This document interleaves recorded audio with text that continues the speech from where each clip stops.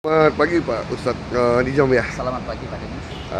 Bapak kan juara satu ya, juara Ya, teladan, juara pertama alhamdulillah. penyuluh non PNS ya, Ya, tingkat Provinsi Sumatera Selatan. Nah, pada saat mengikuti pelomban materi apa nih Pak yang Bapak paparkan, yang Bapak presentasikan di depan ini para juri?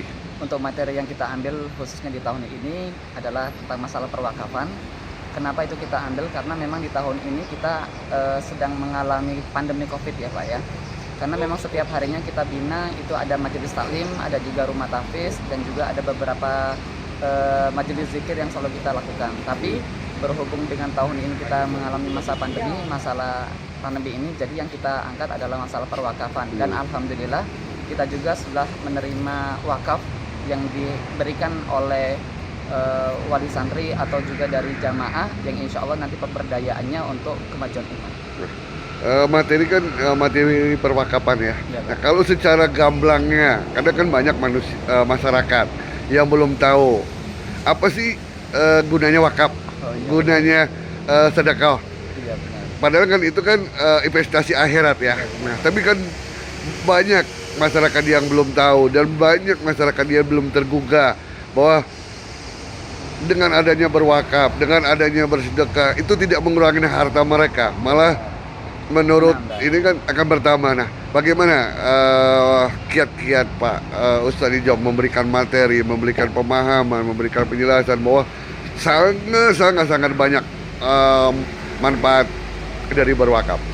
Yang pertama yang paling utama adalah sosialisasi, itu penting. Karena sosialisasi baik itu dari majelis taklim termasuk juga dengan wali santri itu terus kita terapkan baik itu 1 sampai 1 minggu ya Pak ya. Terus yang kedua juga ada beberapa hal kiat-kiat itu bisa kita berikan manfaat dari wakaf tersebut. Yang pertama itu adalah memang satu, wakaf adalah hasil investasi akhirat yang nanti sampai kapanpun tidak akan terputus masalah itu. Terus yang kedua adalah doa. Jadi setiap minggunya anak-anak termasuk juga jamaah itu pasti akan memberikan kiriman doa khususnya kepada para wakif, orang yang telah mewakafkan.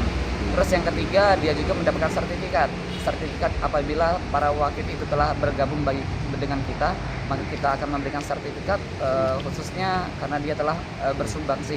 Terus yang keempat itu ada juga cenderamata kita yang kita berikan kepada pewakif. Jadi di situ akhirnya mereka dihargai karena tidak hanya sebatas tanah saja yang ia berikan, tapi kita juga ada give and take and give. Jadi kita mendapatkan dan kita akan berikan apa yang diharapkan. Jadi sehingga mereka kesadaran itu akan tumbuh. Nah, ada tidak sih Pak kesulitan sendiri memberikan pemahaman kepada mereka? Kadang-kadang kan apa ya, manusia ini merasa dirinya paling pintar, paling tahu, paling segala macam. Nah, kadang-kadang kalau kita beritahu, kita berikan masukan, kita berikan satu pemahaman, kadang-kadang mereka tidak mau terima. Nah, kesulitan apa yang Bapak rasakan selama ini memberikan pemahaman kepada mereka bahwa wakaf itu sangat berguna? Benar Pak, yang namanya untuk pengetahuan mereka memang amat sangat minim tentang masalah perwakafan. Tapi lagi-lagi satu, kita akan memberikan bukti bahwasanya hal yang telah ia berikan itu akan mendapatkan hasil. Satu, baik itu hasil di dunia, terutama hasil di akhirat. Hasil di dunia, wakaf yang ia berikan itu akan diberdayakan, baik itu untuk masalah pendidikan dan yang kedua untuk ekonomi umat. Terus yang kedua akhirat itu ya pasti akan ada ketenangan bagi diri mereka sendiri sehingga mereka merasa puas bahwasanya mereka telah berwakaf. Nah, apalagi kan sekarang kita berwakaf ini kan sudah mudah ya Pak, Iya, bukan hanyalah sebagai tanah saja atau bangunan segala macam. Rp1.000 pun diwakafkan juga sudah bisa kan gitu, dan itu pun kalau dengan rutinitas kita mewakafkan 1.000 atau 10.000 itu sama aja tabungan kan gitu. Nah, harapan Pak Ustadz sendiri kepada masyarakat di luar sana yang masih belum paham dan masih takut hartanya akan berkurang dengan wakaf, dengan sedekah, apa nih himbauan dan harapan Pak? Harapan kita, janganlah kita memilah-milih untuk masalah harta. Semua harta itu semuanya adalah titipan dari Allah dan pun nanti akan dikembalikan oleh Allah Subhanahu wa taala. Ingatlah bahwasanya nanti di akhirat pertama kali akan dipertanyakan adalah dari mana hartamu dan akan dibawa kemana harta yang akan kita belanjakan. Jadi semuanya adalah titipan. Kalau kita diberikan oleh Allah, maka pun kita wajib untuk memberikan kepada orang lain sehingga bermanfaat bagi umat. Itu saja Pak. Kata terakhir Pak, apa yang bisa disampaikan oleh Bapak kepada masyarakat umum?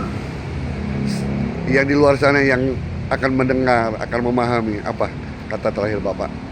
Yang pertama, janganlah kita sayang-sayang tentang masalah harta. Karena harta yang kita berikan walaupun cuma sedikit itu amat sangat bermanfaat, khususnya bagi orang-orang yang di luar sana. Bagi kita 10.000 tidak ada apa-apanya, tapi bagi mereka yang terus-menerus pemberdayaannya itu terus berjalan, itu pasti akan bermanfaat sampai akhir hayat. Terus yang kedua, marilah sama-sama kita berwakaf, bersedekah, karena ketenangan hati itu pasti akan kita capai apabila kita telah memberikan harta yang kita berikan, kemudian orang yang menerimanya bahagia, maka ketenangan itu pun akan kita raih. Nah, untuk Pak Ustadz sama Ibu yang akan mewakili Sumatera Selatan, Bu ya, sudah siap dong Bu ya untuk bersaing dengan 34 provinsi nantinya Bu ya, dan sekaligus minta doa kepada seluruh masyarakat Sumatera Selatan untuk memberikan doa dan dukungan kepada Pak Ustadz dan Ibu Bu ya. Makasih Bu dan Pak Ustadz atas wawancaranya dengan Sumatera 1. Selamat pagi.